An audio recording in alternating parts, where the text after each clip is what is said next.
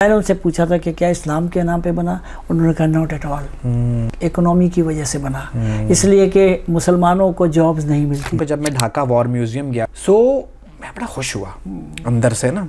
क्यों खुश हुआ? ये वाहिद म्यूजियम है जहाँ हम जालिम कौम हैं, जहाँ हमने किसी को दबाया। शेख मुजीबुर रहमान ने एक मुझे सील्ड एनवेलप दिया कि ये आप पंडित जवाहरलाल नेहरू जो प्राइम मिनिस्टर ऑफ इंडिया उनको पहुंचा दीजिए। जो बिहारियों का कत्लेआम हुआ 46 में, वो अंग्रेज़ों ने किया, हिंदुओं ने किया, कांग्रेस ने किया?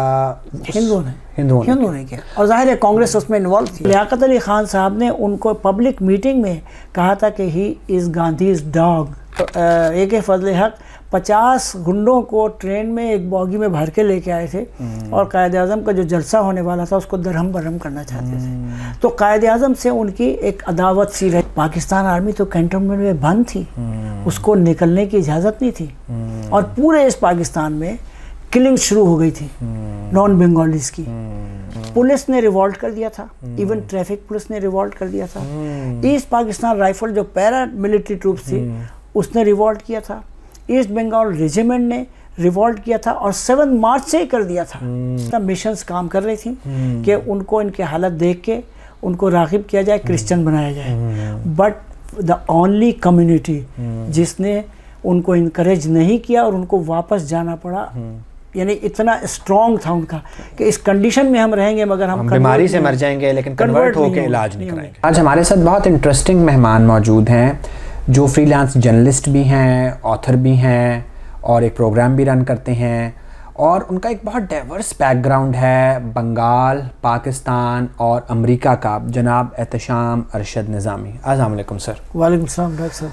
सर, तकसीम की तकलीफ़ से अभी हम संभले नहीं थे कि एक तकसीम दर तकसीम हमारा मुकद्दर ठहरा और मालूम हुआ कि जो मज़हब की बुनियाद पर एक तकसीम थी वो हतमी भी नहीं थी और बहुत बेनिफिशियल भी नहीं थी और उससे कई और तकसीमों ने जन्म लेना था। सो बताएं कि ये जो पहली तकसीम थी, पहले उस पर बात करते हैं, वो कैसी थी और वो कितनी ज़रूरी थी, वहाँ से शुरू करते हैं। डॉक्टर साहब देखिए, बात ये है कि जो माइग्रेशन है सर, मेरा मेरा ख्याल है कि सबसे बड़ी माइग्रेशन 1947 की है और हमें जो तारीख़ पढ़ाई जाती है वो गलत पढ़ाई जाती है या एक पहलू से दिखाया जाता है, दूसरा पहलू नहीं दिखाया जाता सर कि मास माइग्रेशन सिर्फ इंडिया से पाकिस्तान का नहीं हुआ।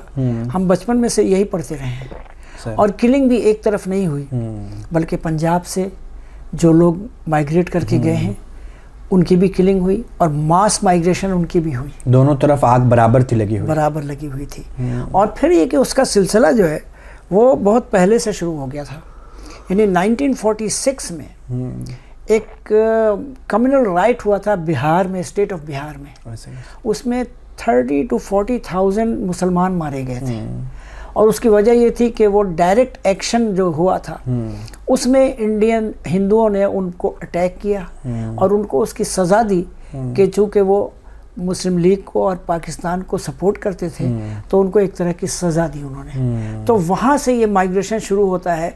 आप अगर हिस्ट्री देखें तो सोहरवर्दी भी गए थे वहाँ, ख्वाजा नाज़िमुद्दीन भी गए थे, ख़ुद कायद आज़म मोहम्मद अली जिन्ना गए थे और उन्होंने उस किलिंग के वाक़यात को वहाँ देखा अपनी आँखों से कि किस तरह औरतों ने इज़्ज़त बचाने के लिए कुओं में छलांगे लगा के अपने आप को मार दिया। बिहार में और वहाँ से फिर माइग्रेशन शुरू हुई इस तरह से कि सोहरवर्दी चूँकि ईस्ट बंगाल के चीफ मिनिस्टर थे, उन्होंने उनको ऑफ़र की कि जो लोग बेघर हो गए हैं, उनके घर जला दिए गए हैं, उनकी फैमिली के लोगों को मार दिया है, उन्होंने वेस्ट बंगाल में उनको पनाह दिया। और तो माइग्रेशन का सिलसिला वहाँ वक्त भी बिहार से बंगाल का सिलसिला शुरू हो गया था। बिल्कुल। और सर, उस वक्त जो बिहारियों का कत्लेआम हुआ 46 में, वो अंग्रेज़ों ने किया, हिंदुओं ने किया, कांग्रेस ने किया?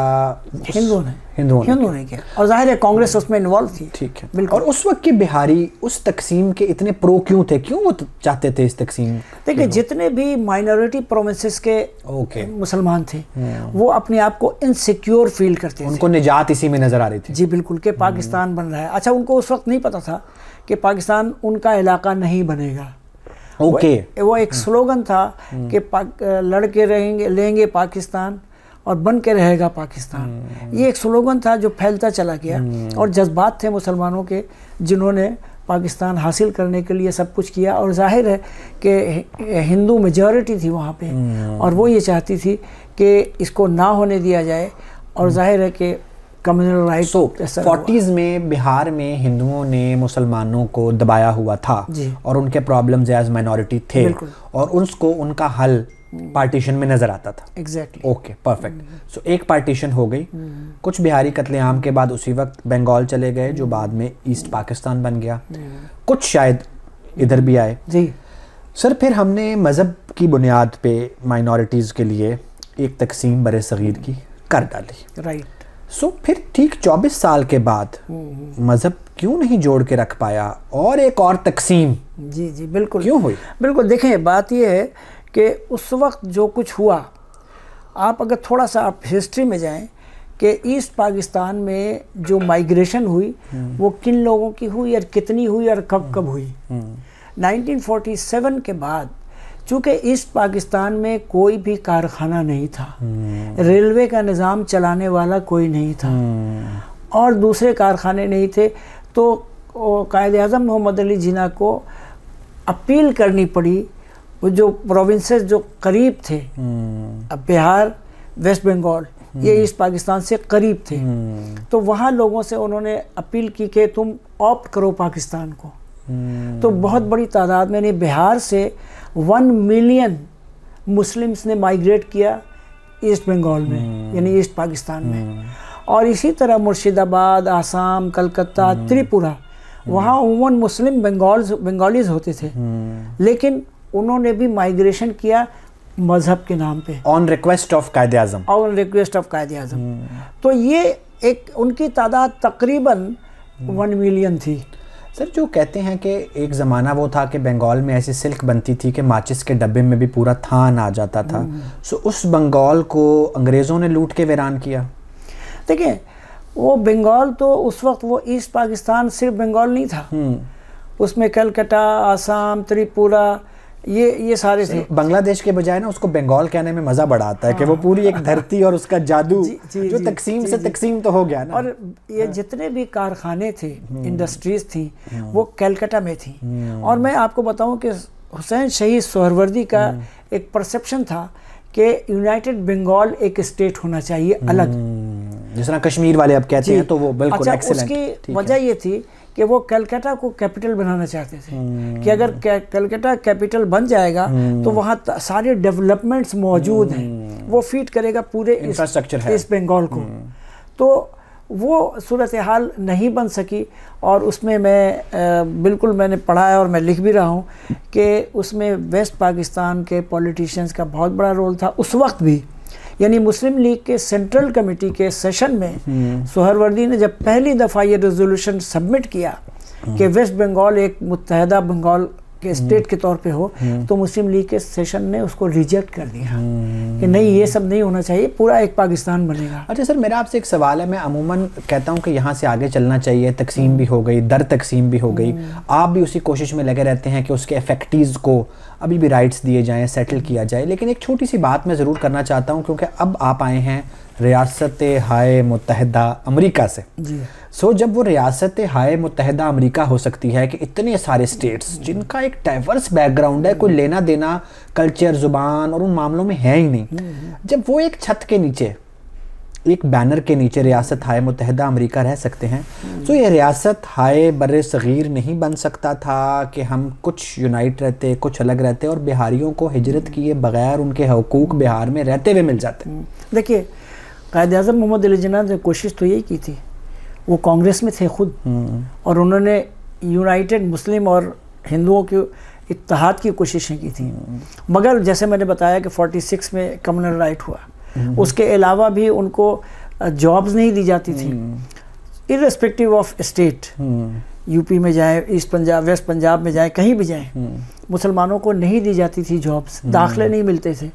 तो उन्होंने प्रूफ किया कि 2 नेशन थ्योरी ही एक चीज़ है जिसकी वजह से इनको राइट्स मिलेंगे, यहाँ पे ये नहीं देंगे, और ये बायस थे। अच्छा, जहाँ तक आप बात कर रहे हैं कि हम एक छतरी की तरह क्यों नहीं यूनाइटेड स्टेट्स ऑफ इंडिया हो जाता, बात यह है कि हम डेमोक्रेटिकली पॉलिटिकली एजुकेटेड कभी नहीं रहे, इवन नाउ हम सिविलाइज्ड भी नहीं हैं। तो जब तक आपके अंदर एजुकेशन और सिविलाइजेशन नहीं होगी उस वक्त तक आप पॉलिटिकली, इकोनॉमिकली और सोशली तरक्की नहीं कर सकते। अभी भी ज़रूरत पाकिस्तान में इसकी है कि पॉलिटिकली आप मैच्योर हों। हमारे यहाँ तो नहीं होता है, हमारे यहाँ तो अवाम वोट देती है एक पार्टी को, पता चला 47 फॉर्म 47 के तहत दूसरे को बिठा दिया गया। तो ये still we are in same category. और आपको लगता है कि जब हम सिविलाइज्ड होंगे और मैच्योर होंगे सो हम हल ढूंढेंगे कनेक्शन में ही, अलग रह के भी कनेक्ट होके ही शायद मसलों का हल जाहिर है। देखिए मैं अमेरिका में रहता हूँ, बहुत सारी चीज़ें मुझे यहाँ पता नहीं थी। जब मैं वहाँ गया हूँ तो मुझे मालूम है कि एक स्टेट में ड्राइविंग के कानून कुछ और हैं, दूसरी जगह कुछ और, इवन मेडिकल प्रैक्टिस के और हैं। You have to take separate medical licence in another state. Exactly. तो मगर वो साथ मिलके रह रहे हैं, चल रहे हैं। लेकिन वो कहाँ आप थर्ड वर्ल्ड में या साउथ ईस्ट एशिया में, इंडिया में भी नहीं ऐसा है। वहाँ भी एजुकेशन नहीं है पॉलिटिकली, और वहाँ भी वायलेंस भी होता है। तो वायलेंस तो जिस मुल्क से आप आए उसमें भी बहुत होता है, क्राइम उसमें भी बहुत है। बहुत नहीं होता है सर। हाँ, बहुत नहीं होता। देखिए एक अगर किसी ब्लैक पे उन्होंने पुलिस ने मार दिया, उसका एजिटेशन होता है, उसका रिएक्शन होता है। आप बताइए 9/11 अगर पाकिस्तान में होता और अगर फ़र्ज़ कीजिए एक पठान उसमें इन्वॉल्व होता, हम तो पठानों को उठा उठा के आग में फेंक देते। मैं वहाँ था 9/11 के वक्त, उनके दिलों में ज़रूर था। ओके, लेकिन सिस्टम बना हुआ है तो सिस्टम ने उन जज्बात को मटेरियलाइज नहीं होने दिया। फिर उनके अंदर एजुकेशन है, इस बंदे का क्या कसूर है, ठीक है ना। तो वहाँ पे कोई ऐसा इंडिविजुअल कुछ बातें हुई होंगी, किसी आदमी का कोई वो अफेक्टेड हुआ होगा। सर खुदा के लिए फिल्म में उन्होंने दिखाया था कि शान को जेल में बंद कर दिया था। देखिए अगर वो कानून नहीं बनाते, इस किस्म की सख्ती नहीं करते, तो कई 9/11 हो जाते जैसे हमारे यहाँ होते हैं। ऐसे ही तो उन्होंने कवानीन बनाए, और अगर किसी पे शक है तो उसको इन्वेस्टिगेट किया और अच्छी तरह उसको खंगाला। तो यही वजह है कि वहाँ पे मज़ीद 9/11 नहीं बन सकते थे। सर वालदैन आपके बिहारी थे, आप पैदा हुए ईस्ट पाकिस्तान में जो अब बांग्लादेश बन गया है, तालीम आपकी हुई पाकिस्तान में, मगरबी पाकिस्तान में जो अब सिर्फ पाकिस्तान बन गया है, बड़ी कन्फ्यूजन है, और सेटल आप हैं अमेरिका में। जी, मुझे तो आप बिहारी हैं, बंगाली हैं, पाकिस्तानी हैं या अमेरिकी हैं? मामला बड़ा गंभीर है। बहुत प्रॉब्लम होती है वहाँ। जब मुझसे कोई पूछता है व्हाट इज़ योर ओरिजिन, मैं कंफ्यूज्ड होता हूँ। पेरेंट्स इंडिया से माइग्रेट करके ईस्ट पाकिस्तान गए, मैं वहाँ पैदा हुआ, और अब मैं जब जाता हूँ वहाँ बांग्लादेश तो वो पूछते हैं कहाँ पैदा हुए थे, मैंने कहा ढाका में, कहते हैं यू आर बंगाली, ठीक है ना। अच्छा, वेस्ट पाकिस्तान में चूँकि मैंने अपनी हायर एजुकेशन हासिल की और लास्टली जब मैं अमेरिका गया हूँ तो मेरे पास पाकिस्तान का पासपोर्ट था। तो वहाँ जब वो पूछते, और now I am American citizen, तो हमारे जॉब्स पे, हमारी दूसरी जगहों पे लोग कहते हैं, जब स्टोरी सुनते हैं तो कहते हैं नाउ यू आर अमेरिकन। तो ओरिजिन हमारा क्या है ये बहुत मुश्किल है। कुरातुल हैदर के किसी अफसाने का कोई किरदार लग रहे हैं सर इस वक्त जो अपनी पहचान की तलाश में। Exactly. और सर ये चीज़, क्योंकि मैं एक साइकियाट्रिस्ट हूँ तो मैं ये सवाल ज़रूर करूँगा, ये चीज़ आपकी लाशऊर में तो होती है, बिल्कुल, तो ये शऊर में आके परेशान भी करती है, और कोई शनाख्त का मसला, कोई आइडेंटिटी क्राइसिस होता है, या बस पैसे आ रहे हैं, डॉलर आ रहे हैं?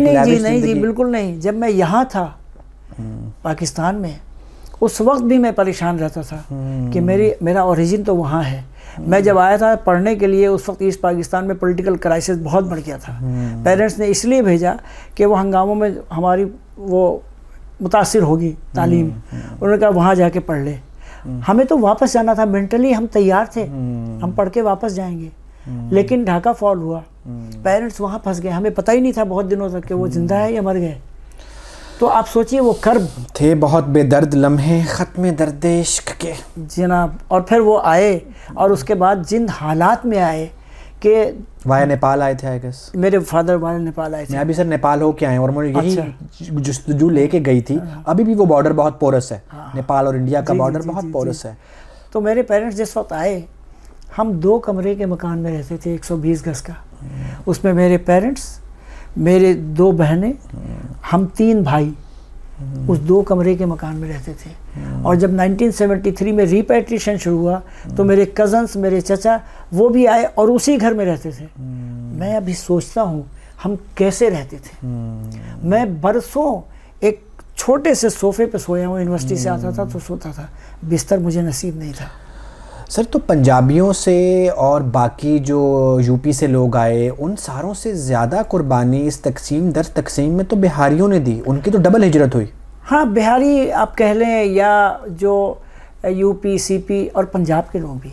देखिए, अगर किलिंग हुई है और माइग्रेशन हुई है तो उसमें 3 स्टेट 71 में मैं देखे ना, बिहारी तो डबल। वो मैं आता हूँ वहाँ सर। ये पंजाब और बिहार और यूपी, यहाँ पे किलिंग ज़्यादा हुई है, कुर्बानियाँ इनकी ज़्यादा हैं। अच्छा, अब आइए ईस्ट पाकिस्तान में 23 बरस के अंदर अलहदगी की तहरीक चलना शुरू हो गई, बल्कि उससे पहले, उसके बहुत पहले। वो मैं आपसे डिस्कस करता हूँ। मैं आपको बताता हूँ कि एक ऑथर है शाशांका बनर्जी सर, ये इंडियन डिप्लोमेट था 60s में ढाके में सर।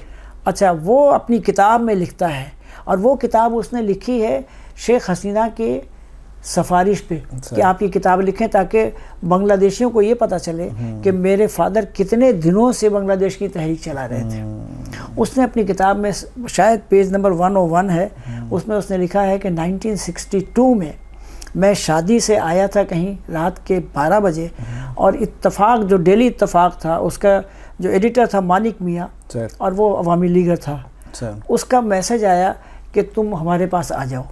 तो कहने लगा, मैं चला गया। वहाँ पे शेख मुजीबुर रहमान भी बैठा था और मेरी पहली 1-on-1 इंटरेक्शन हुई उससे। ओके जी। और उसने कहा कि शेख मुजीबुर रहमान ने एक मुझे सील्ड एनवेलप दिया कि ये आप पंडित जवाहरलाल नेहरू, जो प्राइम मिनिस्टर ऑफ इंडिया, उनको पहुँचा दीजिए। उसने कहा कि ये तो मैं नहीं कर सकता, एक इंडिविजुअल से कोई लेटर लेके मैं अपने गवर्नमेंट को भेजूं, it is not under my protocol. तो उसने कहा ठीक है, आप इसको देख लीजिए खोल के। उसने कहा मैं ये भी नहीं कर सकता, इसलिए कि जब तक मेरे साथ मेरे कोलीग्स नहीं बैठेंगे मैं नहीं खोल सकता। तो हुआ यही, फिर के 2 डिप्लोमेट और बैठे, उन्होंने ख़त खोल के देखा, और उसने अपनी किताब में लिखा है कि शेख मुजीबुर रहमान ने प्राइम मिनिस्टर ऑफ इंडिया से ये कहा था कि हम ईस्ट पाकिस्तान को पाकिस्तान से अलग करना चाहते हैं, हमारी मदद कीजिए। तो आप सोचिए कि ये कहाँ से माइंडसेट चेंज हुआ बंगालियों का। अच्छा, उसमें आपको मैं और भी बताऊंगा, रेफरेंस दूंगा कि हुसैन शहीद सोहरावर्दी टॉप मोस्ट मुस्लिम लीग लीडर्स हैं, ठीक है ना।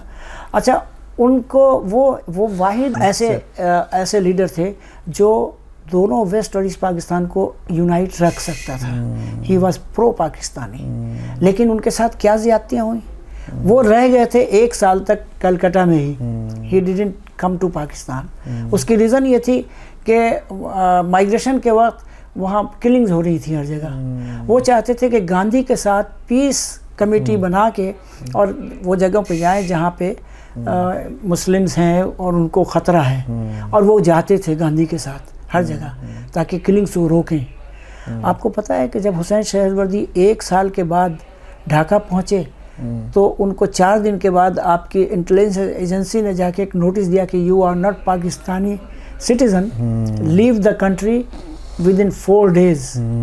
आप सोचें, टॉप मोस्ट लीडर, और वो क्या कर रहा है। हुसैन शहीद सोहरावर्दी को मैंने बताया कि उन्होंने वापस भेज दिया। फिर जब वो फाइनली आए, ही लैंडेड एट ढाका एयरपोर्ट। वो किसी को नहीं जानते थे वहाँ, और ख्वाजा नाज़िमुद्दीन उस वक्त गवर्नर जनरल थे। उनके भाई को कहा गया था कि सोहरावर्दी साहब को आप एयरपोर्ट से रिसीव करके लाएंगे। 4 घंटे he stayed at Dhaka airport, और वो बैठ के वहाँ से किसी से फ़ोन मांग के, यानी लैंडलाइन से उनके घर फ़ोन करते रहे। नोबडी आंसर्ड द फ़ोन, और आखिर में उनसे कहा गया हमारे घर मेहमान आए हुए हैं, हम नहीं आ सकते। Then he decided to get a cab, और वो ढाका शहर में चले गए कि कोई मिल जाए शायद। वहाँ उनको एक आम आदमी ने पहचान लिया, वो अपने घर लेके गया। और जब वो वेस्ट पाकिस्तान गए, लाहौर, मुस्लिम लीग के किसी ने उनको एंटरटेन नहीं किया and he went to Lahore high court कि अपनी मुलाजमत शुरू करें। और लियाकत अली खान साहब ने, पता नहीं आप इसको चला सकेंगे कि नहीं, बिल्कुल चलाएंगे, कि लियाकत अली खान साहब ने उनको पब्लिक मीटिंग में कहा था कि ही इज़ गांधीज डॉग। इतनी कॉन्फ्लिक्ट थी और इतना एक दूसरे से अदावत, सर ऑन रिकॉर्ड है, ऑन रिकॉर्ड है। आप सोचिए कि एक टॉप मोस्ट मुस्लिम लीग लीडर के साथ आपने क्या किया। सर ये तो फिर आप कहते हैं जी बिहारियों को हकूक दिलाने थे, ये तो कुछ जागीरदारों की अपनी जंग थी जिसके लिए मुल्क बना दिया गया और कहा यह गया कि पंजाबियों और बिहारियों को हकूक दिलाने। बिल्कुल। अच्छा आप आइए AK फजल हक की तरफ। AK फजल हक के बारे में हम सब यही जानते हैं कि उन्होंने कर्ज़दाद पेश की थी और वो मुहिब वतन पाकिस्तानी थे और मुस्लिम लीग भी उन्होंने तहरीक चलाई। आपको पता है प्री पार्टीशन उन्होंने मुस्लिम लीग छोड़ी, फिर दोबारा ज्वाइन किया, फिर उनको निकाल दिया गया, फिर उनकी जो वजारत आला हुई उसमें उनको बरतरफ किया गया। क्यों? और ये एक फैक्ट है, हकीकत है कि being a chief minister of east Bengal, उस वक्त ईस्ट पाकिस्तान नहीं कहा जाता था, he visited Calcutta as a chief minister और वहाँ जाके उन्होंने ये कहा कि now we are looking towards united Bengal. और ये पाकिस्तान के आइडियोलॉजी के ख़िलाफ़ था। उससे पहले, पाकिस्तान बनने से पहले एक कायद आज़म का एक जलसा होने वाला था वहीं ईस्ट बंगाल में, और ये मैं अपनी तरफ से नहीं कह रहा हूँ, ये शहाब रहमतुल्लाह, नॉर्थ कुद्दुतुल्लाह शहाब रहमतुल्लाह एक CSP ऑफिसर थे, उन्होंने अपनी किताब में लिखा है, he was DC over there, कि ये AK फजल हक 50 गुंडों को ट्रेन में एक बॉगी में भर के लेके आए थे और कायद आज़म का जो जलसा होने वाला था उसको दरहम बरहम करना चाहते थे। तो कायद आज़म से उनकी एक अदावत सी रही है। जो आइडियोलॉजी, जिस आइडियोलॉजी के तहत यूनाइटेड सब कॉन्टिनेंट को काट के पाकिस्तान बनाया जा रहा था, उस आइडियोलॉजी के तहत अगर यूनाइटेड बंगाल बनाया जा रहा है, सो फिर सर तकसीम की एक दफ़ा बात करेंगे तो फिर तकसीम दर तकसीम को आप रोक नहीं पाएंगे, ये हमें समझना पड़ेगा। दूसरा, आप बात कर रहे हैं कि जी 71 से बहुत पहले शुरू हो गया था। सर मैं अभी जब 2 साल पहले बांग्लादेश गया तो मेरी आंखें खुली। अच्छा, हमें तो एक और स्टोरी सुनाई गई थी। तो जब मैंने वो गया, जो ढाका यूनिवर्सिटी वाली रोड है जी, नीलखेत, बिल्कुल, तो मैंने कहा यार मैं उस औरा में होऊंगा कि हाँ पाकिस्तानी फ़ौजी और बंगालियों को मार रहे थे और बंगाली बिहारियों को मार रहे थे। सो वहाँ मैंने एक लैंग्वेज मॉन्यूमेंट देखा। जी बिल्कुल। सो मुझे पता लगा कि ठीक 3 से 4 साल बाद उनको उनकी ज़ुबान पे कदगन लगाई जा रही थी और उन्होंने एक मुहिम चलाई जिसमें उनके लोग शहीद हुए, जिसमें उनकी याद में मॉन्यूमेंट भी बना हुआ है। सो 71 से पहले 51 में भी प्रॉब्लम तो थी भी, बिल्कुल थी, ठीक है, और प्रॉब्लम के कई डायमेंशंस और कई एंगल्स थे और मजहब हर प्रॉब्लम का जवाब नहीं दे पा रहा था। है या नहीं है सर, वो तो एक और बात है, वो हम अगर कहेंगे तो फिर चला पाएंगे या नहीं, उस वक्त नहीं दे पा रहा था। सो सर फिर 71 में, अच्छा मैं एक और चीज़ बड़ी शेयर करता हूँ कि जब मैं ढाका वॉर म्यूजियम गया, जो मुझे आपने अभी बताया कि वो डिमोलिश कर दिया गया है, सो मैं बड़ा खुश हुआ अंदर से ना। क्यों खुश हुआ? आई डोंट नो खुश अच्छा वर्ड है या नहीं, कि यार हम ब्रिटिश म्यूज़ियम जाते हैं, हम दुनिया के और म्यूज़ियम्स में जाते हैं तो हर जगह हम बड़ी मजलूम कौम होते हैं कि गोरा आया उसे। ये वाहिद म्यूज़ियम है जहाँ हम जालिम कौम हैं, जहाँ हमने किसी को दबाया। तो वो क्या चीज़ थी उधर, क्या? अच्छा मैं आता हूँ उसके आपके जवाब की तरफ। सर देखिए, किलिंग्स जो हुई हैं और पाकिस्तान आर्मी के बारे में कहा जाता है कि उन्होंने 3 मिलियन बंगालीज और हिंदुओं को का जेनोसाइड किया है। मैं जब ढाका जाता हूँ तो मैं वहाँ भी पूछता हूँ जर्नलिस्ट से, पुराने जर्नलिस्ट से, कि आप ये बताएं कि 1 मार्च से 24 मार्च तक ईस्ट पाकिस्तान में किसकी हुक्मरानी चल रही थी? पाकिस्तान आर्मी तो कैंटोनमेंट में बंद थी, उसको निकलने की इजाज़त नहीं थी और पूरे ईस्ट पाकिस्तान में किलिंग शुरू हो गई थी नॉन बंगालीज की। उसमें सब थे, बिहारी भी थे, उसमें वेस्ट पाकिस्तानीज भी थे, आर्मी के जो फैमिलीज थी उनकी भी थी। वो कौन मार रहा था? पाकिस्तान आर्मी तो अंदर थी। अच्छा, 25 मार्च को आर्मी ऑपरेशन शुरू हुआ। देखिए, ये कोई सीक्रेट रहा ही नहीं था कि आर्मी के बारे में इनको खबर नहीं थी कि आर्मी ऑपरेशन शुरू होने वाला है। उसकी दलील ये है कि शेख मुजीबुर रहमान की जो पूरी कैबिनेट थी और अवामी लीग के लीडर्स थे, वो सब के सब आर्मी ऑपरेशन से पहले इंडिया भाग गए थे।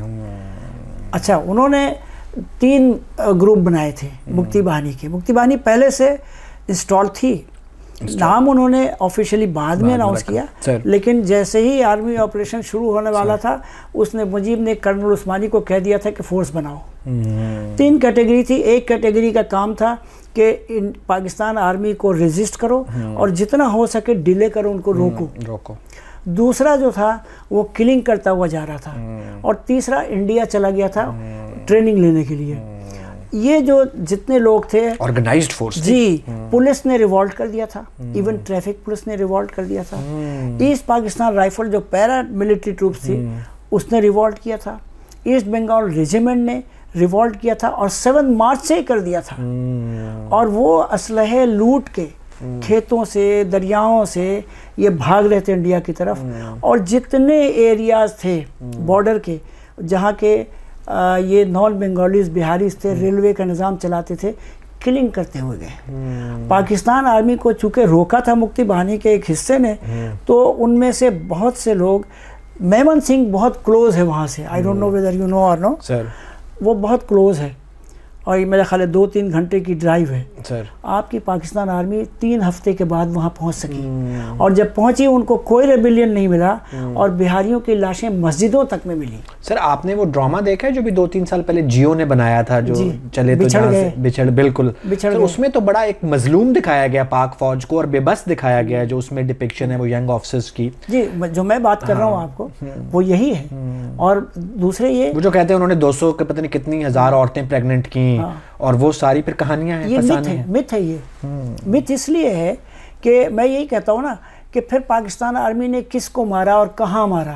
लेकिन सर वो तो एक अदर एक्सट्रीम है कि फिर इतना बेबस हो गया हुआ था स्टेट, वो भी कोई खुशगुन बात नहीं है। मान लिया चलो हम जालिम की कैटेगरी से निकल आते हैं, लेकिन एक स्टेट होके मजलूम की कैटेगरी में भी जाना बड़ा तकलीफ दे है। बात ये है कि जिस वक्त ढाका में आर्मी ऑपरेशन हुआ, यहाँ पे एक बंगाली लेडी है, कैनेडिकट में रहती है, मैं नाम नहीं लूँगा। उन्होंने मुझे फ़ोन किया, मेरे प्रोग्राम देखती हैं वो। उन्होंने कहा कि मैं आपके फेसबुक फ्रेंड बनना चाहती हूँ। मैंने कहा क्यों, यू आर बंगाली, तो आपका तो मेरा बहुत ही कॉन्फ्लिक्ट है। उन्होंने कहा कि नो, आई सपोर्ट यू।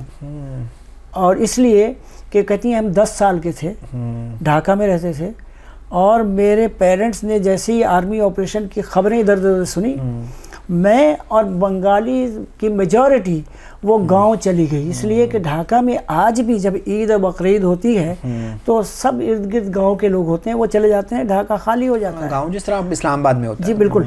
तो वही हाल उस वक्त भी ढाका का था। कहने के पाकिस्तान आर्मी ने मारा किसको, सिवाय उनको जो रेजिस्ट कर रहे थे। जाहिर है आप किसी आर्म वाले मिलिट्री से करेंगे तो वो आपको मारेगा ही। और दूसरे या तो शक पे पता चला कि जनाब फला मोहल्ले में मुक्ति बाहिनी के लोग छुपे हुए हैं, उनको जाके उन्होंने मारा। इनको भी अपनी इनसिक्योरिटी होती है। तो ये मिथ है और इंडिया का ये नैरेटिव है, प्रोपेगेंडा नैरेटिव है ना। वरना आज भी इंडिया ये कहता है, और हमारे इंटेलेक्चुअल्स, मैं पाकिस्तान आता हूँ, मैं पूछता हूँ, इस्लामाबाद जाता हूँ और इंटेलेक्चुअल से मेरी मीटिंग होती है, मैं पूछता हूँ कि कितने पाकिस्तानी की फ़ौज थी, वो कहते हैं 90,000। यानी वो ये 90,000 का जो फिगर है ये इंडिया ने प्रोपेगेट किया है। हमारे पास तो 30 से 35 हज़ार आर्मी थी जो लड़ सकती थी, जिनके पास आर्म्स थे। बाकी सब EPR, ईस्ट बंगाल रेजिमेंट, उसमें 70% बंगालीज थे, और वो तो रिवॉल्ट कर चुके थे। तो ये हमें असल में वो बहुत सारी उन जो हमला खवातीन का डाला जाता है वो मिथ है। भाई आप देखें ना कि शेख मुजीबुर रहमान जब गए वहाँ पे और प्रेसिडेंट का उन्होंने की पोजीशन ली, उन्होंने एक फैक्ट्स एंड फाइंडिंग कमीशन बनाई। आप किसी बंगाली से पूछिए, किसी इंटेलेक्चुअल से, किसी ब्यूरोक्रेट से, कि उस कमीशन की रिपोर्ट कहाँ है। उस कमीशन ने ऐलान किया कि बंगालीज आएँ और आके अपने आप को रजिस्टर्ड कराएं कि उनके कितने लोग मारे गए और कितनी औरतों का रेप हुआ। आपको पता है कितने लोग आए थे? 24,000 ओनली। तो अब जब ये लेके गए रिपोर्ट, शेख मुजीबुर रहमान ने फाइल उठा के फेंक दिया। मैंने तो 3 मिलियन कहा था। इसकी स्टोरी भी बहुत अजीब है। एक फॉरेन जर्नलिस्ट इनके साथ लंदन से आ रहा था जब ये आ रहे थे, उसने ये बयान दे रहे थे शेख मुजीबुर रहमान के पाकिस्तान आर्मी ने ये जुल्म किया, ये जुल्म किया। उसने कहा कितने बंगाली मारे गए होंगे? He was not very much educated. Sheikh Mujibur Rahman जज्बाती टाइप एक सिंपल ग्रेजुएट और लॉ ग्रेजुएट था। उसने कहना था 3 लाख, उसके मुंह से निकल गया 3 मिलियन। शेख डॉक्टर कमाल हुसैन उसके साथ बैठे थे जो बाद में वजीर खारजा बने। उन्होंने हाथ दबाया कि आपने गलत कह दिया है, 3 लाख। उसने कहा आप जाने दो। और यही स्टेटमेंट उसने दिल्ली एयरपोर्ट पे उतर के भी दिया, जिसको इंडिया ने कैच किया। झूठ के बाद झूठ। और मगर मसला ये है डॉक्टर साहब कि पाकिस्तान आर्मी ने क्यों नहीं उसका जवाब दिया आज तक। सर उससे भी मैं आपसे ये पूछना चाहता हूँ कि जो नैरेटिव हमें बताया जाता है, जिस तरह आपने शुरू में कहा कुछ पॉलिटिकल लीडर्स का भी प्रॉब्लम था, या वो एक किसी का शेर भी है जी, भुट्टो और मुजीब की नहीं बनती थी। हमने 1-2 किताबों में मैंने ये नैरेटिव भी पढ़ा कि उस तक जो हमारे हुक्मरान थे जनरल याया, वो शराब पी के सारा दिन टुन रहते थे और ख़वातीन के साथ होते थे। सो रिस्पॉन्सिबिलिटी फिर यहाँ से एक फेल्ड ऑपरेशन की भी। देखिए सर, तकसीम तो जिस तरह 47 में नागुज़ीर हो चुकी थी, हमें मानना पड़ेगा कि 71 में भी नागुज़ीर हो चुकी थी। बिल्कुल। सिर्फ थोड़ी सी मुनासिब तरीके से हो जाती, बिल्कुल लेस टॉक्सिक हो जाती तो इतनी किलिंग नहीं होती। अच्छा, एक और बात सर मुझे ये बताएं, अब हमें जब आके अकल आई, कुछ किताबें पढ़ी और हम आदमी से इंसान बनने के एक सफ़र पे हैं, तो हम कुछ चीज़ें पढ़ते हैं। इससे पहले तो हमें यही नैरेटिव दिया जाता था कि जी तकसीम भी इसलिए हुई और हमने हिंदुओं से नफ़रत भी इसलिए करनी है क्योंकि उनका एक अनदेखे खुदा का तस्वुर हमसे मुख्तलिफ है, मज़हब मुख्तलिफ है। तो बंगाली और बिहारियों का तो वहाँ बांग्लादेश में एक ही खुदा था। मगर आपको बंगालीज कल्चर का नहीं पता? सर बिल्कुल पता है। तो फिर ये मान लेना उनके ऊपर डोमिनेशन था हिंदुओं का। सर तो फिर मान लें कि मज़हब कि जितना ही इम्पोर्टेंट कल्चर है और इकोनॉमी है, फाइनेंसेस है, कि उनको लगता था जिस तरह यहाँ पे सिंधियों ने महाजिरों के साथ क्यों, the sole reason is job opportunities and financial and economic. So वहाँ भी बंगाली और बिहारियों में तनाज़ा तो फिर देखिए ना, एक लीडर थे, कायद आज़म के साथी थे, हुसैन इमाम, सर नाम सुना होगा अपने, कराची में थे। मुझे अपॉर्चुनिटी है कि मैं उनके पास जाता था जब मैं स्टूडेंट था। मैंने उनसे पूछा था कि क्या इस्लाम के नाम पे बना? उन्होंने कहा नॉट एट ऑल, ये इकोनॉमी की वजह से बना, इसलिए कि मुसलमानों को जॉब्स नहीं मिलती थी। यही बात इफ्तिखार आरिफ ने मुझे की कि मैं तो वहाँ से इसलिए आया था कि नया मुल्क बना, नौकरियाँ शौकरियाँ होंगी। एग्जैक्टली। तो ये सारी चीज़ें थी। और बंगालीज़ को आज जो है, आज भी नफ़रत बहुत ज़्यादा है। आपने शायद अंदाज़ा लगाया हो जब आप गए हों। 3 चीज़ों से उनको नफ़रत है आज भी, लफ्ज़ पाकिस्तान, लफ्ज़ पंजाबी और लफ्ज़ बिहारी।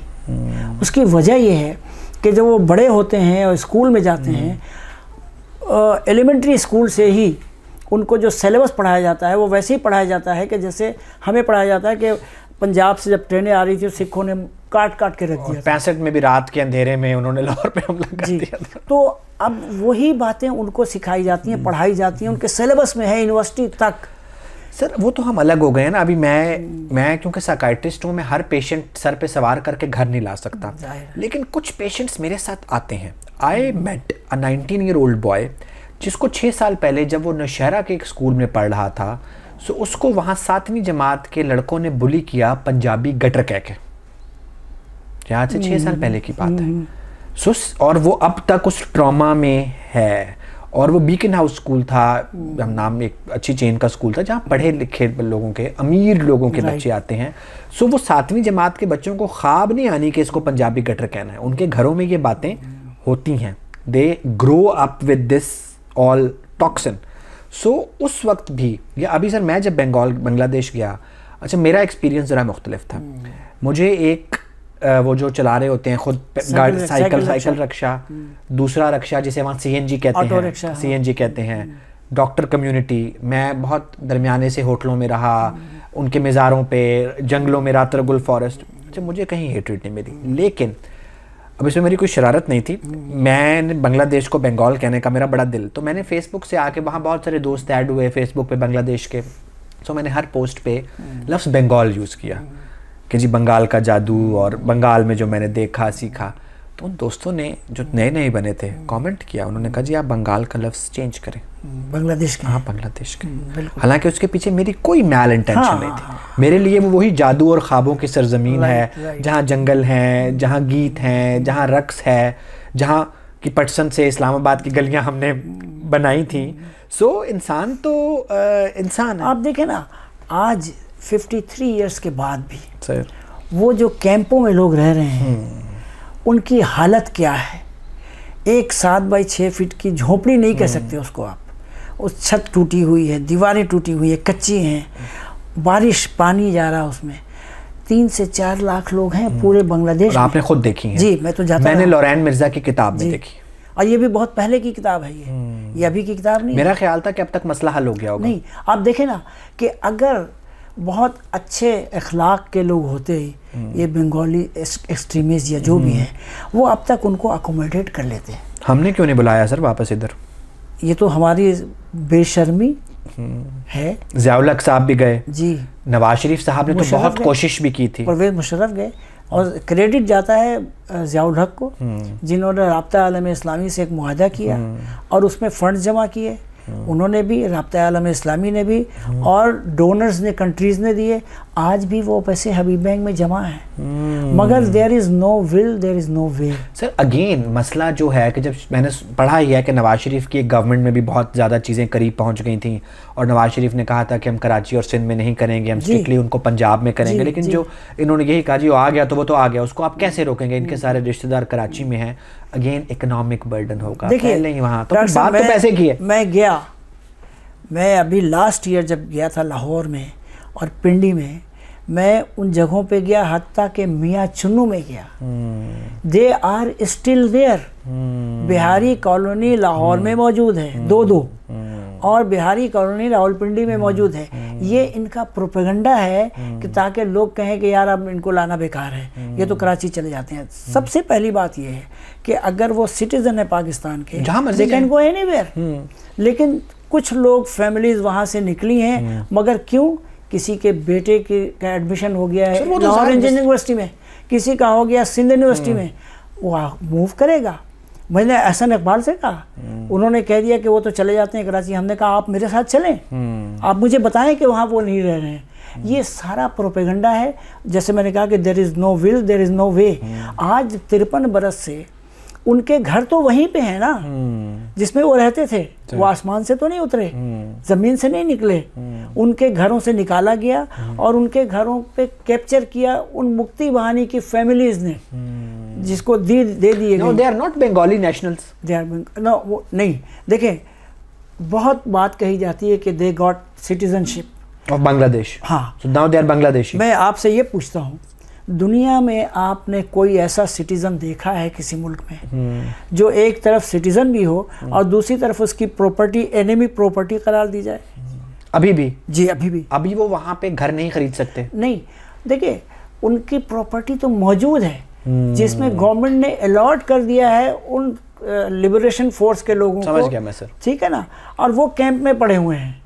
अगर आपने उनको अकोमोडेट नहीं किया है तो आपकी हमदर्दी कहाँ है, और कौन सी सिटीजनशिप और कौन सी नेशनलिटी? सर वो तो जो लॉरेन मिर्ज़ा की मैंने किताब में पढ़ा कि इवन जो दुनिया की यूएन से और वो रेड क्रॉस से जो ख़वातीन या नन्स आती हैं, वो तो इवन कहते हैं जी बीमार का इलाज तब होगा जब वो क्रिश्चियन हो जाएंगे। वो शुरू में ऐसा हुआ था, खौफनाक। शुरू में ऐसा हुआ था। मिशंस काम कर रही थी कि उनको इनके हालत देख के उनको राग़िब किया जाए, क्रिश्चियन बनाया जाए। बट द ओनली कम्युनिटी जिसने उनको इनकरेज नहीं किया और उनको वापस जाना पड़ा, यानी इतना स्ट्रॉन्ग था उनका कि इस कंडीशन में हम रहेंगे मगर हम बीमारी से मर जाएंगे लेकिन कन्वर्ट होकर इलाज नहीं कराएंगे। ये था सिलसिला। और आज बहुत से लोग कहते हैं उनको वहीं रह जाना चाहिए। ओके, गुड, मगर इस कंडीशन में हम और आप जाके आधा घंटा वहाँ पे स्टे करके दिखा दें उसके। उनको इंडिया में बिहार वाले भी नहीं वापस लेंगे? कैसे लेंगे? वो पाकिस्तानी सिटीजन हो गए ना। उन्होंने पाकिस्तान के लिए आर्मी से, इंडियन आर्मी से और मुक्ति बानी से जंग लड़ी है, तो वो कैसे ले सकते हैं ऐसे एलिमेंट को कि वो जहाँ जाके वहाँ पे उनके लिए प्रॉब्लम क्रिएट कर रहे हैं? आप बार बार बात कर रहे हैं उन लोगों की जो अभी 7 बाय 7 के 6 बाय 7 के घर में रह रहे हैं जहाँ फैसिलिटीज़ नहीं है, इलाज नहीं है। मैं ये सोचता हूँ, अच्छा जो हिजरतों में मर गए, कट गए, जी पहुँच गए, वो तो आप लोग कहते हैं शहीद जन्नत में बैठे होंगे, I am okay with that. जो रह रहे हैं 7 बाय 7, आपको उनकी फिजिकल कंडीशन नज़र आ रही है। बीइंग मेंटल हेल्थ प्रोफेशनल जब मैं सोचता हूँ कि उनका मेंटल हेल्थ के क्या हालात होंगे और उनकी नस्लें जिस खौफ में पैदा हो रही हैं, इंसान बड़ी तेज चीज़ है, बच्चे पैदा करना वो साल में भी नहीं छोड़ता होगा, ठीक है। सो जो बच्चे उस खौफ में पैदा हो रहे हैं, आप एक वेल सेटल्ड आदमी जो अमेरिका में भी लखपति होगा, उसको आइडेंटिटी क्राइसिस है, मैं बिहारी हूँ, पाकिस्तानी हूँ, अमेरिकी हूँ, उस खौफ में पैदा होने वाले बच्चे जिस क्राइसिस के साथ ग्रो करेंगे, फिर वो अगर आज से 30 साल बाद 9/11 नहीं करेंगे, मुझे आपको नहीं मारेंगे, तो क्या करेंगे? बिल्कुल नासूर बन जाएंगे। और वो हो रहा है वहाँ पे। आप ये देखें कि एक बच्चा वहाँ जो पैदा हुआ है 1971 के बाद, उसने ना घर देखा है, ना अच्छी फैसिलिटी देखी है, ना नलके से पानी आता हुआ देखा है। उसने ये देखा है कि हमारे अम्मा अब्बा और हम सुबह लाइनें लगाते हैं इज्तिमाई टॉयलेट में जाने के लिए। अब भी टूटे फूटे टॉयलेट्स हैं। हमारी ऑर्गेनाइजेशन जो थी वो है अभी, फ्रेंड्स ऑफ ह्यूमैनिटी, मैंने बनाई है उसको। वो जाके वहाँ पे टॉयलेट्स बनाते हैं, कलेक्टिव टॉयलेट्स। उसमें मोज़ैक वाले पानी भी, उसमें नलका भी लगा देते हैं। ये सारा कुछ कर रहे हैं, लेकिन फिर भी लाइनें तो लग रही है ना सर। ये हल नहीं है ना, this is short term solution. Exactly. ये आप लोग अपनी बेचैनी कम करें, चलो हम उनके लिए कुछ कर रहे हैं। उनका कोई मसला इससे ग्रॉस लेवल पे। असल में ये स्टेट एक्टर्स का काम है।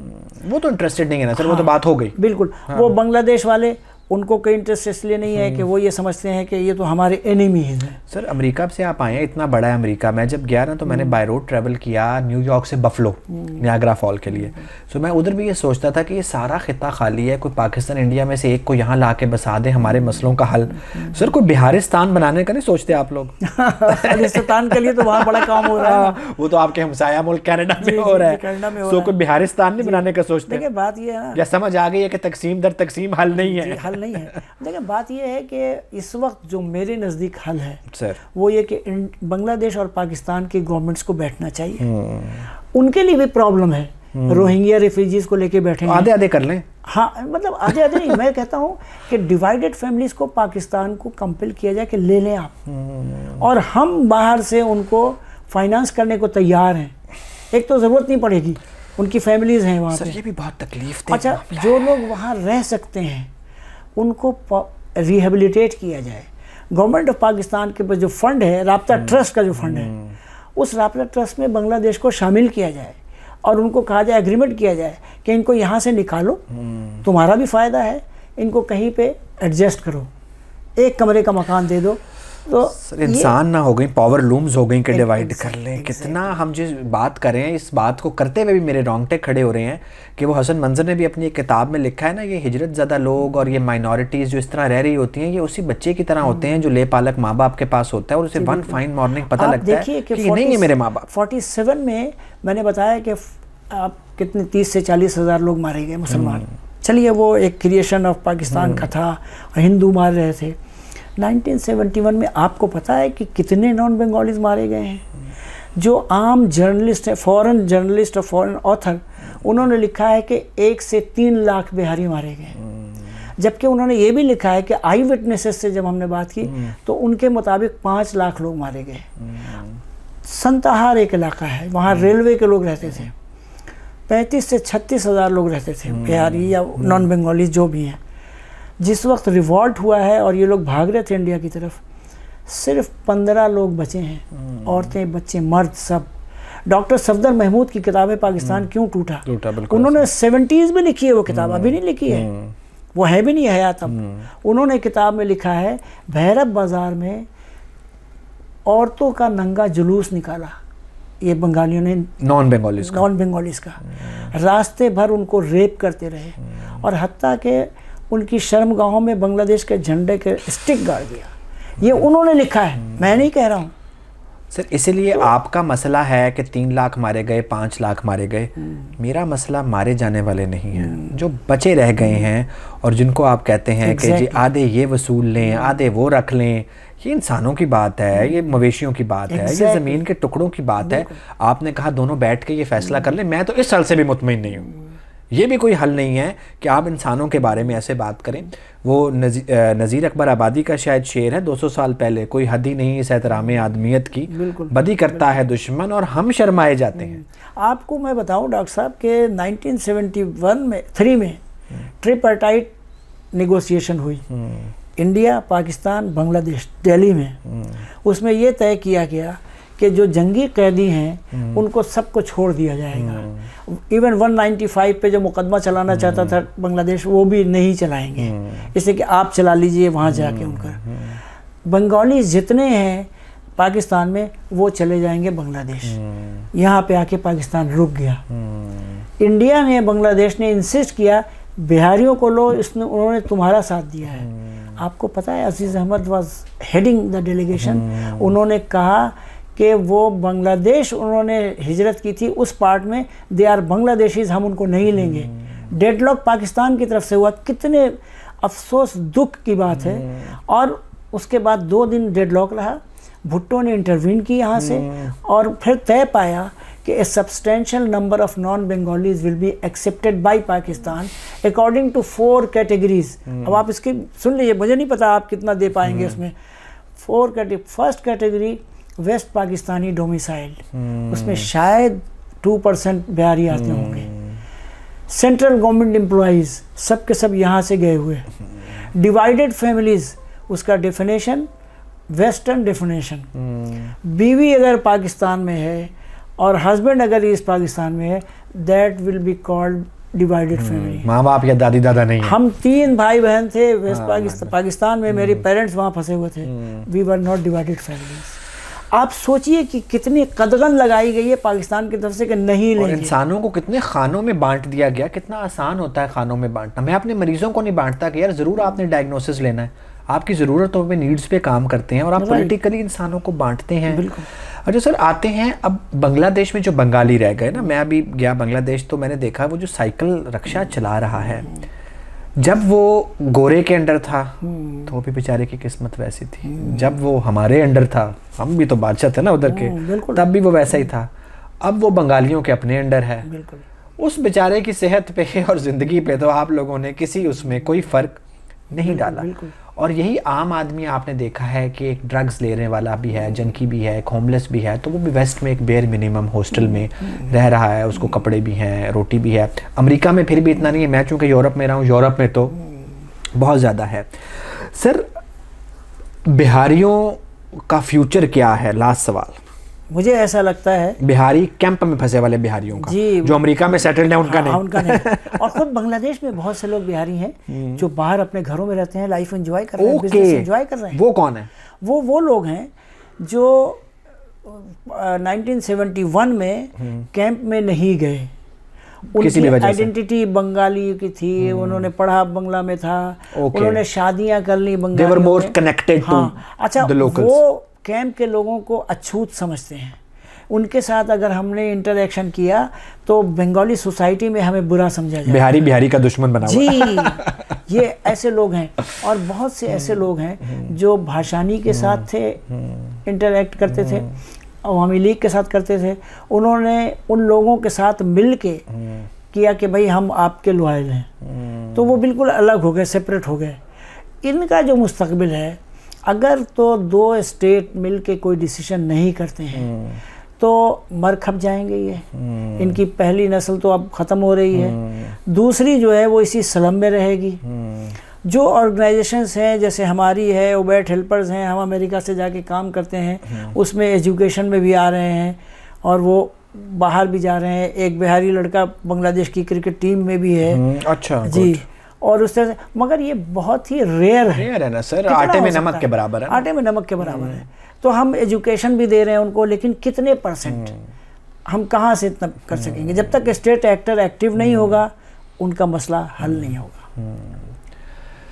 थे बहुत बेदर्द लम्हे ख़त्म दर्देश के, थी बहुत बेमहर सुबहें मेहरबान रातों के बाद, उनसे जो कहने गए थे फैज़ जहाँ सदका किए, उनसे जो कहने गए थे फैज़ जहाँ सदका किए, अन कही ही रह गई वो बात, अन कही ही रह गई वो बात, अन कही ही रह गई वो बात, सब बातों के बाद। Sir thank you so much, very much time लिया।